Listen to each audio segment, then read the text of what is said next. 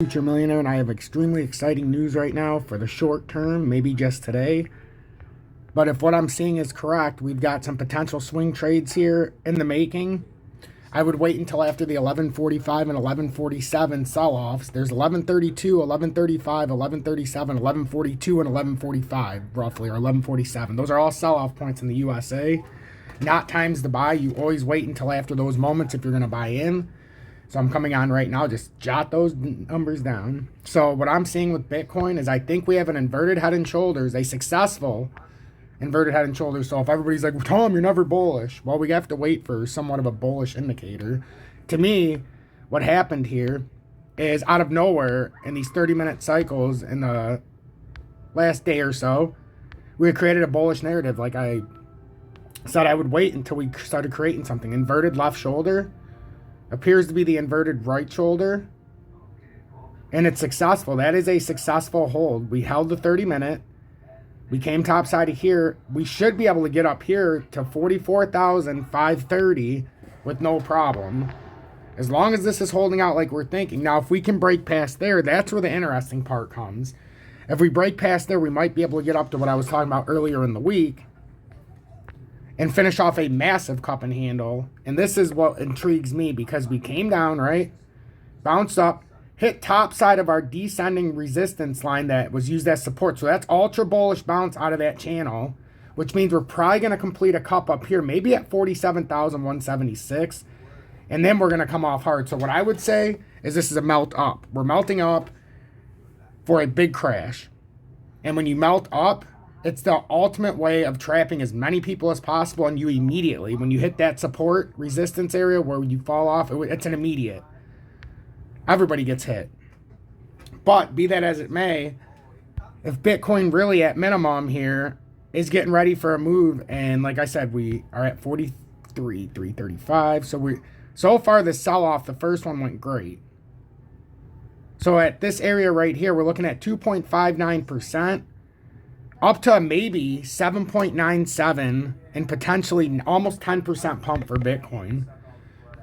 So we're holding this area. To me, we made an inverted head and shoulders in the 30-minute time frame. We don't have to hide from it. We held it perfectly when we came back down. And now it looks like we can make some profit here. If we bring it out to the 1 hour, it looks like it's supporting what I'm saying here. Sideways and down, held. We should come up here and at least complete this, and then we'll decide. If we go on the top side of this, obviously you're holding your coins, then we go further up. If we come up here and we fall to the bottom side and do this, well, then you sell, because then we're likely going to come at least a retest and then figure out what we're going to do.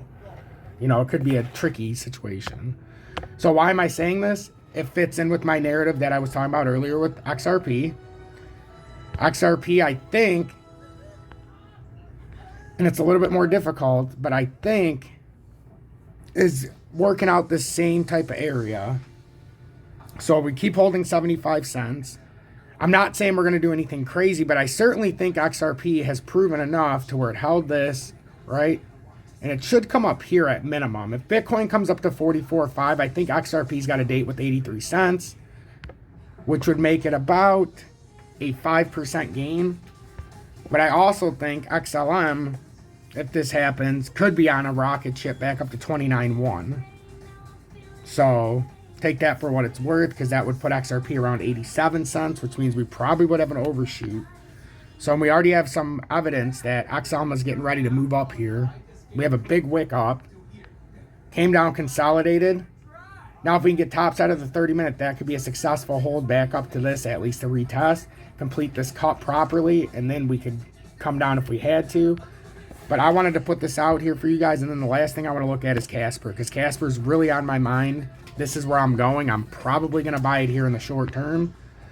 As long as Bitcoin is doing what I'm thinking, evidence of a wick up, further consolidation.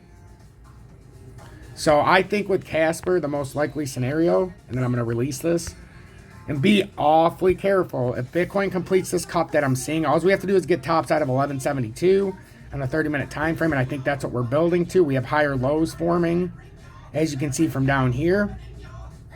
We're increasingly coming up with the lows since about January 10th, and then the 11th we had a higher low. January 14th even higher, January 15th higher if this holds. We get topsidey here, and I think from here we've got about an 18% gain here, ladies and gentlemen. I think that's what we're looking at, and I even put it higher than the numbers are right now. So I think we're looking at about 18% on this rounded cup. I really do. Assuming Bitcoin holds like we're saying, and it's the correct pattern we've diagnosed, I think this will come up here. Obviously, you have one key issue right here.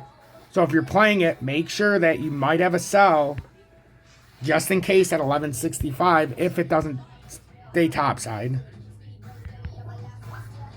And even that's 8.2%. So if you're playing that, but I think if it came up there, you'd have a successful bounce at 1265 and probably come up to about 1377. We've been in this channel for quite some time, and knowing that we've been putting successive uptrending. So December 20th at 1083, hit it again on December 30th, came up here for a higher low on January 15th. We're supporting a move up to at least finish this cup. Now, if we could break out of this area, it'd be something big up to 1973, but I'm not predicting that. I'm just saying let's play a cup.